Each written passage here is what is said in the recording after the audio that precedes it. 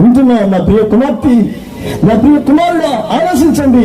కుటుంబాల్లో లేని హింసల, భర్త నుంచి భార్యకి హింసలు, నుంచి ఒకరి హింసలు, కుటుంబంలో వ్యక్తులకు మధ్య హింసలు భరిస్తున్నా యేసు ప్రభువుని నమ్ముకోవడానికి మాత్రం మనసు రాదే.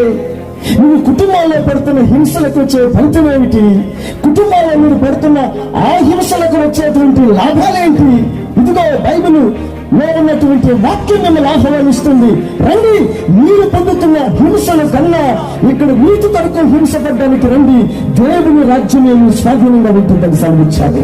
ప్రభువు మీ శాస్త్రీయంగా దేవుని రాజ్యాన్ని అప్పగించడానికి సిద్ధపడుతున్నాడు.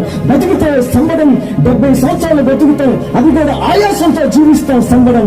ఆ తర్వాత సస్తే మన పరిస్థితి ఏమిటి? సస్తే మనం ఏ రాజ్యంలో ప్రవేశించాలా అని చిక్కమిక్కపడుతున్నటువంటి ప్రజలకి దేవుడిచ్చాడు.